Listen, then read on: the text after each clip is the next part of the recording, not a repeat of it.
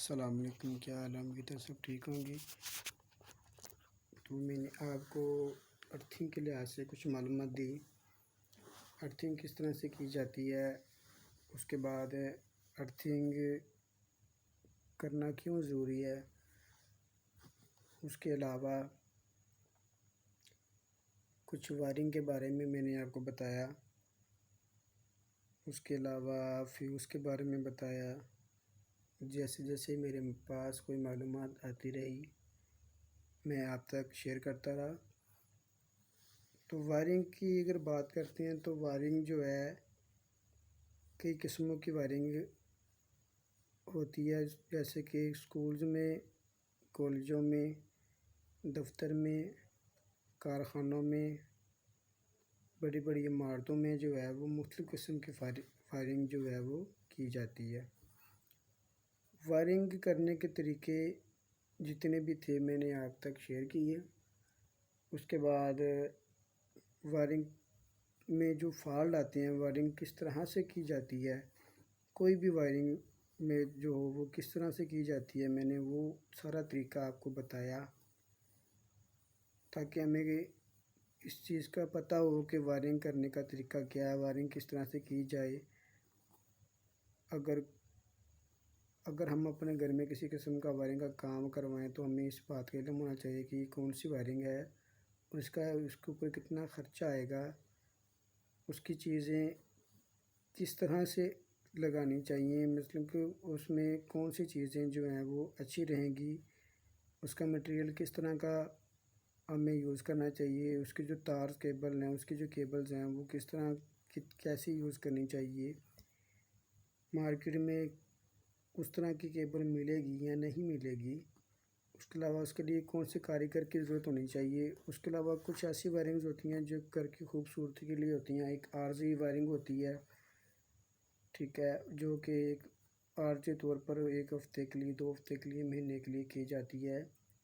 Main board के बारे में बताया मैंने आपको, मेन स्विच के बारे में बताया, सॉकेट के बारे में बताया, डबल स्विच के बारे में बताया, सिंगल फेस स्विच के बारे में बताया, सिंगल फेस स्विच का क्या काम है, डबल फेस स्विच का क्या काम है, उनके बारे में आपको बताया।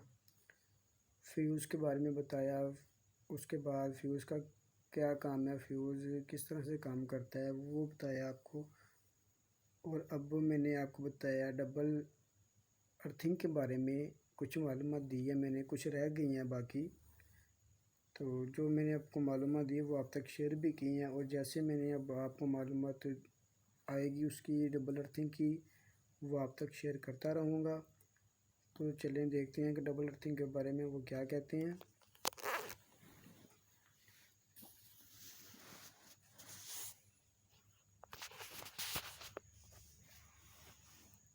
वोल्टेज पर चलने वाला अर्थ leakage circuit breaker.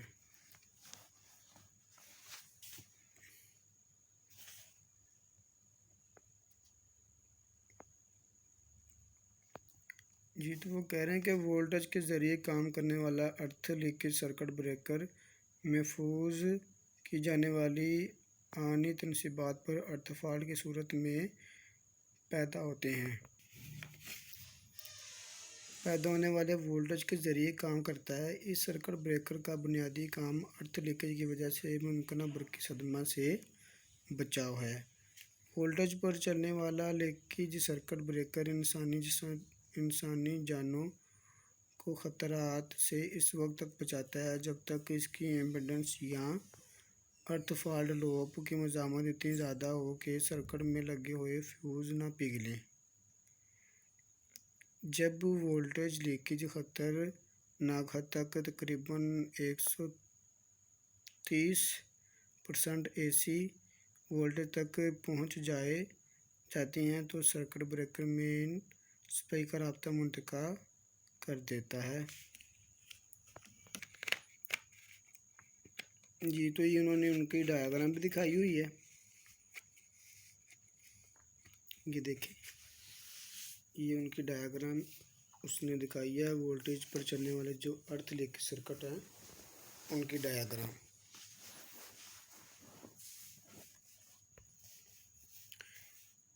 Protective device, ये लोड है, प्रोटेक्टिव मेटल वर्क, अर्थ कंटिन्यूटी कंडक्टर, ट्रिप कोयल, इंसुलेटेड लीड और सेपरेट इलेक्ट्रोड। ये देखें उन्होंने की डायग्राम भी दिखाई हुई है, बताया हुआ डायग्राम के जरिए उन्होंने सारा इसका सिस्टम। तो उसके बाद क्या कह रहे हैं जी, कह रहे हैं कि सर्किट ब्रेकर में इस्तेमाल होने वाली ट्रिप कॉयल महफूज किए जाने वाले धाती होल और अर्थ के दरमियान जोड़ी जाती है, बिल्कुल इसी तरह जिस तरह एक वोल्टेज मीटर के कॉयल को सप्लाई दी जाती है। चनाचा जब सर्किट में लीकेज होती है तो लीकेज वोल्ट ट्रिप को कॉयल में से होते हुए ज़मीन में पहुंचते हैं तो ट्रिप कॉयल एक ख़ास पोटेंशियल पर आ जाती है, जिसकी वजह से ट्रिप कॉयल प्लंजर को खींचकर पॉइंट खोल देती है। उसके बाद वो कह रहे हैं कि ऐसे सर्किट ब्रेकर फॉल्ट को सिर्फ इसी सूरत में डिटेक्ट करते हैं जब सिस्टम में मतवाजी अर्थिंग के रास्ते मौजूद हों। ऐसे सर्किट ब्रेकरों से मुकम्मल तहफ़्फ़ुज़ हासिल करने के लिए ज़रूरी है कि अर्थ लीकेज सर्किट ब्रेकर के लिए एक अलहदा अर्थ इलेक्ट्रोड हो जो किसी दूसरे इलेक्ट्रोड से तकरीबन 10 फीट के फासले पर हो। ऐसे सर्किट ब्रेकरों के इस्तेमाल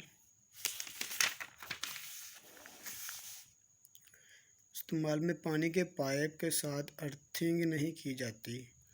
अगर पानी के पाइप के साथ अर्थिंग कर दी जाए तो इसका मतलब ये होगा कि हमने ट्रिप कॉयल को डायरेक्ट शॉर्ट कर दिया। उसके बाद कह रहे हैं जिसके नतीजा में सर्किट ब्रेकर का काम नहीं करेगा।